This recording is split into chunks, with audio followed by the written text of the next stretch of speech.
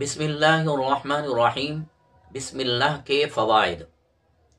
شیخ عبدالعزیز محدث دہلوی نے اپنی تفسیر عزیزی میں یہ لکھا ہے کہ آپ فرماتے ہیں کہ ایک مرد کامل نے اپنے مریدوں سے کہا کہ جب میں مر جاؤں تو اس وقت میرے کفن کے اوپر بسم اللہ شریف لکھ دینا۔ مریدوں نے عرض کی حضور والا اس میں حکمت کیا ہے؟ آپ نے ارشاد فرمایا کہ یہ میرے لیے دستاویز ہوگی، کل قیامت کے دن اسی کے ذریعے سے میں اللہ تعالیٰ کی رحمت کا طلبگار بن جاؤں گا۔ اللہ تعالیٰ مجھے اس کی برکت سے اپنی رحمت، اپنا فضل عطا فرمائیں گے۔ آپ یہ بھی فرماتے ہیں اپنی تفسیر کے اندر کہ اگر کوئی شخص اپنی بیوی کے پاس جانے سے پہلے بسم اللہ شریف پڑھ لے تو شیطان اس میں شریک نہیں ہوگا۔ سبحان اللہ، سبحان اللہ۔ سامعین سے یہ عرض کرتا چلوں، یہ کپڑے اتارنے سے قبل بسم اللہ الرحمن الرحیم پڑھنا ہے تو اس میں شیطان شریک نہیں ہوگا۔ اگر اس صحبت سے حمل ٹھہر جاتا ہے، آپ فرماتے ہیں کہ اس سے بچہ یا بچی پیدا ہوگی تو اس بچہ اور بچی کے ہر سانس کے عوض میں اللہ تعالی اس کے باپ کو نیکیاں عطا فرمائے گا۔ سبحان اللہ، کتنی بڑی شان ہے، کتنا بڑا فائدہ ہے بسم اللہ الرحمن الرحیم کا۔ آپ یہ بھی لکھتے ہیں اگر کوئی شخص سواری پر سوار ہوتا ہے اور بسم اللہ شریف پڑھ لیتا ہے، الحمدللہ پڑھ لیتا ہے، تو سواری کے ہر قدم کے عوض، ہر قدم کے بدلے میں اللہ تعالی اس سوار کو نیکی عطا فرماتا ہے۔ تفسیر نعیمی میں صاحب مفسر علیہ الرحمہ نے یہ حکایت بیان فرمائی ہے۔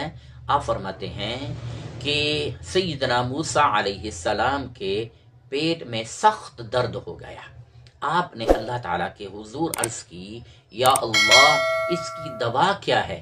رب کائنات نے ارشاد فرمایا کہ جنگل میں فلاں بوٹی ہے، یہ اس کا علاج ہے۔ آپ علیہ السلام نے اس بوٹی کو تلاش کیا اور آپ نے اس کے بعد اسے دوائی کے طور پر استعمال فرمایا تو آپ کا درد درست ہو گیا، آپ کا درد ختم ہو گیا۔ پھر اسی طرح آپ علیہ السلام کے پیٹ میں درد ہوا تو آپ علیہ السلام اللہ تعالیٰ کے حضور عرض کیے بغیر اس در بوٹی کی تلاش کرنے کے بعد اسے دوائی کے طور پر استعمال کی تو آپ کا درد درست نہ ہوا، صحیح نہ ہوا۔ آپ نے اللہ تعالیٰ کے حضور عرض کی، یا اللہ پہلے اسی بوٹی کو میں نے استعمال کیا تو میرا درد صحیح ہو گیا، اب میں نے اسے استعمال کیا تو درد صحیح نہیں ہوا، اس میں وجہ کیا ہے؟ اس میں راز کیا ہے؟ رب کائنات نے سیدنا موسیٰ کلیم اللہ سے فرمایا کہ پہلے آپ میری اجازت سے وہاں گئے تھے، میرے نام کی برکت سے آپ کو یہ تکلیف دور ہو گئی تھی، اب آپ اپنی طرف سے اس کے پاس گئے۔ میرا نام تو ہر بیماری کا تریاق ہے، میرے نام کے علاوہ ہر چیز کے اندر بیماری ہے۔ سیدنا عیسیٰ روح اللہ کا ایک مرتبہ قبر کے پاس سے گزر ہوا، آپ نے دیکھا کہ قبر والے کو عذاب قبر ہو رہا ہے۔ آپ آگے گئے، آپ نے وضو کیا، وضو فرمانے کے بعد اب جب واپس پلٹ کر آئے تو آپ نے دیکھا کہ اللہ تعالیٰ کی جوار رحمت میں وہ ہے، اب عذاب ختم ہو چکا ہے۔ سیدنا عیسیٰ روح اللہ نے اللہ تعالیٰ کے حضور عرض کی، یا اللہ اس میں راز کیا ہے؟ ابھی اس پر عذاب ہو رہا تھا اور ابھی فی الفور اس سے عذاب بھی ختم ہو گیا ہے۔ رب کائنات نے ارشاد فرمایا، میرے عیسیٰ اس نے اپنی بیوی کو وصیت کی تھی کہ جب میں مر جاؤں اللہ تعالیٰ مجھے اولاد عطا فرمائے تو اس کو آپ نے اللہ تعالیٰ کے کلام پاک پڑھنے کے لیے مدرسے میں چھوڑ کر آ جانا، وہ اللہ کا کلام پڑھے۔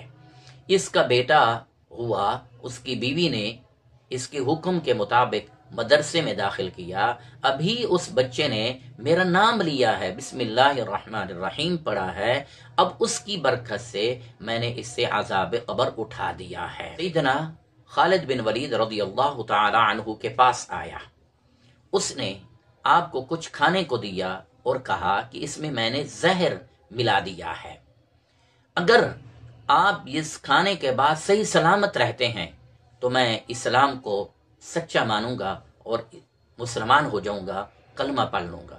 سیدنا خالد بن ولید رضی اللہ تعالی عنہ نے بسم اللہ الرحمن الرحیم پڑھ کر وہ کھانا تناول فرمایا تو آپ کو کچھ بھی نہ ہوا، تو وہ شخص دیکھ کر حیران ہوا، تعجب ہوا اسے، اور اس نے فی الفور کلمہ حق پڑھ لیا اور مسلمان ہو گیا۔ سبحان اللہ، کتنی بڑی حکمت اللہ تعالیٰ نے اس بسم اللہ الرحمن الرحیم میں۔ اس پر اعتراض یہ ہوتا ہے کہ ہم 1000 بار بسم اللہ شریف پڑھتے ہیں لیکن ہمیں کچھ فائدہ نہیں ہوتا۔ سیدنا خالد بن ولید نے ایک بار پڑھا تو اتنا بڑا فائدہ ہوا۔ اس کا جواب یہ ہے، یقیناً کوئی شک نہیں، دعائیں اور وظائف مثل کارتوس ہیں، پڑھنے والے کی زبان بندوق کے کارتوس ہے، یہ شیر کو مار گراتی ہے، لیکن کب؟ جب رائفل اچھی ہو، جب رائفل اچھی ہو۔ قرآن بھی وہی ہے، بسم اللہ شریف بھی وہی ہے، دین اسلام وہی ہے، لیکن ہماری زبانیں صحابہ کرام جیسی نہیں ہیں، چونکہ ان کی زبانیں جھوٹ، غیبت، ان کے دل حسد، تکبر سے پاک تھے۔ ہماری زبان دن میں کئی بار، 1000 بار جھوٹ بولتی ہے، غیبت کرتی ہے۔ ہمارے دل حسد، تکبر، بغاوت سے بچے ہوئے نہیں ہیں، تو اس لیے ہم پر یہ اس کا اثر نہیں ہوتا۔ اللہ پاک سے دعا فرمائیے اللہ تعالیٰ ہم سب کو صحابہ کرام جیسی زندگی بسر کرنے کی توفیق عطا فرمائے، آمین۔